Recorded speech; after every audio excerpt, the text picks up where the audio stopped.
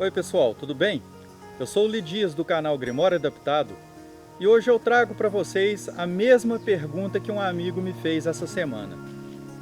Ele questionou por que o padre consagra a água, para que serve a água benta. Então eu acrescento ainda mais uma questão. Por que se consagra vela? Por que se exorciza o fogo? Por que existe consagração de incenso?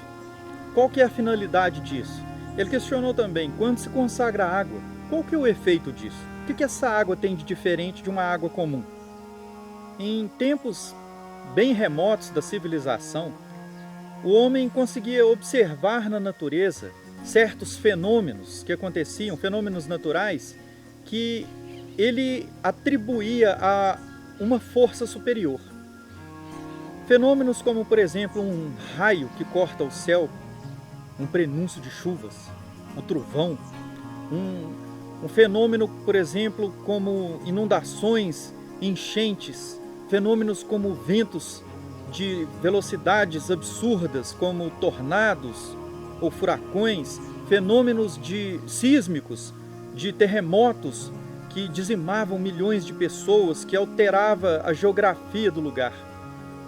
Todos esses fenômenos eles atribuíam a aspectos de uma força sutil que atuava na natureza e atuava modificando a realidade, modificando as vidas que habitavam nesses lugares onde esses fenômenos agiam.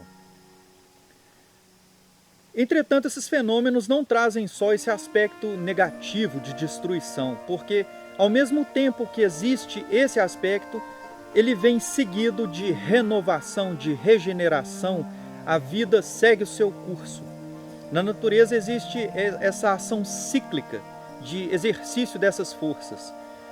Após um evento cataclísmico, uma inundação ou chuvas fortes, a vida prevalece.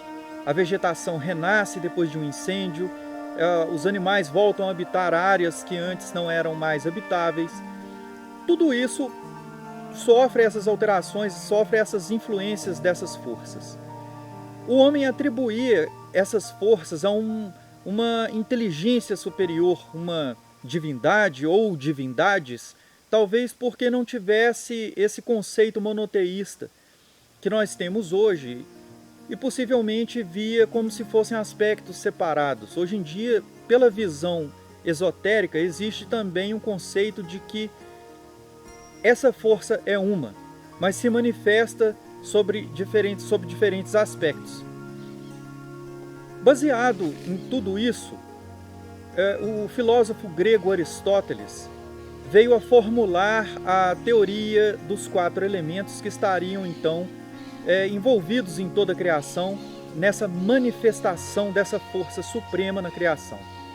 Os 4 elementos, então, ele nomeou como o fogo, o ar, a terra e a água, mas não necessariamente esses elementos em seu aspecto físico. A gente pode olhar para esses elementos e ver neles uma correspondência com essas forças sutis que nós não somos capazes de perceber com os nossos 5 sentidos, pois nossos 5 sentidos não foram desenvolvidos para essa percepção, da mesma forma que a gente tem a percepção de usá-los na nossa vida, na nossa realidade material. Esses elementos estariam sujeitos a uma 5ª essência, que seria a ação dessa força sutil, essa força divina, que atuava sobre esses elementos e os rege na natureza, conforme sua vontade. Essa força suprema também, segundo muitos autores antigos, teria criado hierarquias de forças inteligentes que estariam ali sujeitas à sua vontade, como manifestações de seus aspectos divinos no exercício da manutenção da criação. Nós, partindo do ponto de vista judaico-cristão, vemos essas forças e as chamamos de anjos. Houveram outras civilizações que poderiam vê-las e atribuir outros nomes. Por exemplo, existem os djinns, que são o que a gente conhece como os gênios, mas que seria, eu acho, que uma face mais voltada para uma essência negativa. Se a gente for observar, por exemplo, na cultura nórdica, cultura celta, cultura nórdica, eles viam nos deuses também aspectos dessa força divina em cada deus, trazendo ali certas características, certas virtudes, mas também exibindo o lado negativo, essa polaridade que existe em toda a natureza. Se a gente for observar também na cultura celta, principalmente, existe muito a predominância dessa ação dessas forças envolvidas com os elementos. Eles atribuíam ali aquelas entidades, aquelas criaturas espirituais que ficaram imortalizadas nos contos infantis, como gnomos atribuídos à terra, os silfos atribuídos ao ar, as salamandras ao fogo. E se nós formos observar, tem essa ligação com esse conceito que foi formulado por Aristóteles. Esses seres que a gente pode ver ali na cultura celta, na mitologia celta, eles são chamados também de seres elementais em outras correntes mágicas, em outras vertentes mágicas, por esse motivo, por estarem relacionados aos elementos da matéria, esse fogo, ar, terra e água. Então, a partir de um certo ponto, nós podemos compreender também, a partir do livro de Enoque, é um livro apócrifo, onde traz a narrativa de que existiam seres angélicos que exerciam ali a vontade do Criador, chamados de sentinelas, e atuavam nessas esferas próximas à matéria, próximas à esfera terrestre. Em um determinado momento, esses seres teriam interferido na criação de uma forma desagradável a essa força suprema, desagradável ao Criador, segundo a versão judaica. E o Criador ouviu então os apelos do arcanjo Uriel, esse arcanjo que teria tentado fazer com que eles mudassem de ideia e não causassem essas interferências na criação, para não desagradar o Criador, mas eles não ouviram, eles fizeram certas coisas, e o arcanjo Uriel então intercedeu a Deus por eles, pedindo que Deus não os destruísse. Deus não os destruiu, pois, e segundo esses relatos, então, Deus teria os castigado a não acessar as esferas superiores, tendo limitado a sua ação a essa esfera terrestre, onde eles faziam essa vontade de Deus de manutenção da criação, de observação, de auxílio na evolução. E esses seres foram demonizados pela Igreja Católica e foram vistos a partir de então chamados de demônios. Palavra essa que deriva da palavra grega daimon, que não traz esse sentido negativo, pejorativo até eu diria. A palavra daimon se refere a espírito, não necessariamente mal, pode ser um espírito bom, poderia ser uma referência a um espírito elemental, por exemplo, desses relacionados à natureza, espíritos elementais relacionados à vegetação, nos reinos vegetal, animal, mineral. O que acontece? Partindo de uma nota de rodapé, eu tive como que eu poderia dizer, uma ideia que eu vinha elaborar a partir dessa nota, onde dizia que a representação gemátrica ou gemátrica do nome de Samael, que é um desses arcanjos que estaria envolvido com os sentinelas ali, no que o livro de Enoque trata de rebelião, essa gematria que é uma das formas de interpretação das escrituras hebraicas, onde se utiliza números, porque as letras hebraicas elas não são simplesmente caracteres que representam letras, mas representam também números. Então, o nome de Samael, se nós formos transportar então de letras para valor numérico, dá o número 131. E se nós somarmos esses números, 1, 3 e 1, dá 5. Eu tive essa observação de associar isso com o pentagrama, que é aquele formato daquela estrela que eu já até mostrei em outro vídeo. Esse pentagrama, né, que é uma estrela que fica dentro de um círculo.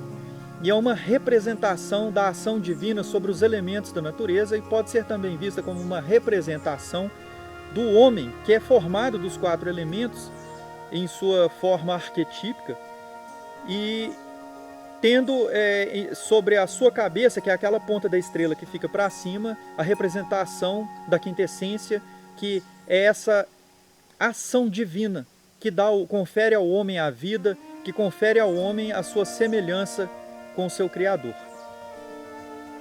Partindo desse princípio, então, eu cheguei à conclusão de que Samael, estando associado, segundo essa representação gemátrica e essa soma dessa gematria, dar 5 e remeter às 5 pontas da estrela do pentagrama, eu cheguei à conclusão de que sim, existe uma ação dessas forças, desses sentinelas que atuam nessa esfera terrestre sobre esses espíritos que regem a natureza e sobre toda a vida na Terra. Nós podemos então chegar à conclusão de que quando nós fazemos a consagração dessas ferramentas, a consagração de água, de sal, como é vista na clavícula de Salomão, que eu até vou apresentar num vídeo posterior, a consagração da água e do sal ali, referente, obviamente, ao elemento água, a consagração de incenso referente ao elemento ar, consagração das velas que vai acender referente ao elemento fogo. Nós podemos consagrar do azeite também para unção ou outro tipo de óleo para unção, para os rituais, que nós podemos associar ao elemento terra, além de consagração de objetos como crucifixo, que assim como outros tipos de objetos que se pendurou ao pescoço, como medalhas ou objetos de madeira e talismãs, né, que nós podemos chamar de talismãs, seriam amuletos, onde nós também podemos associar ao elemento terra, porque são metais ou madeira que são frutos da terra, que vêm da terra, vêm do reino mineral ou do reino vegetal.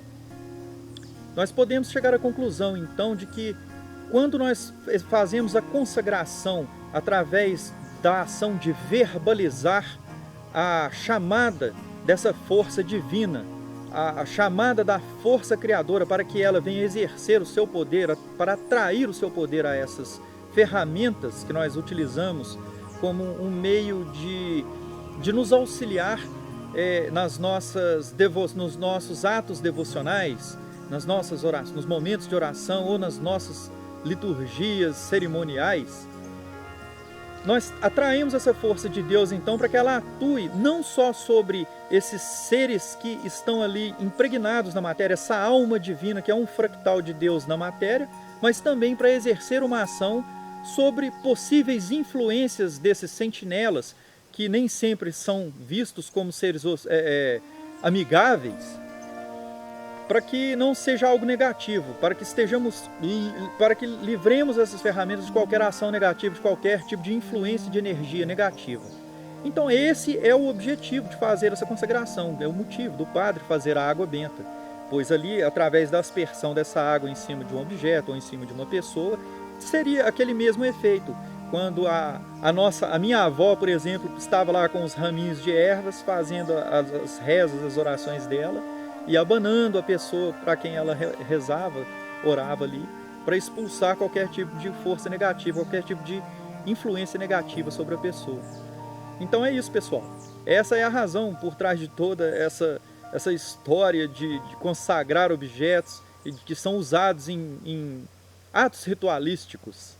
E espero que tenha respondido essa dúvida. Eu fico por aqui. Da próxima vez eu vou trazer a forma de fazer essas consagrações segundo é descrito na clavícula de Salomão, e eu espero que isso seja de esclarecimento, assim como foi para mim. Eu agradeço a todos vocês e eu vejo vocês na próxima. Até lá!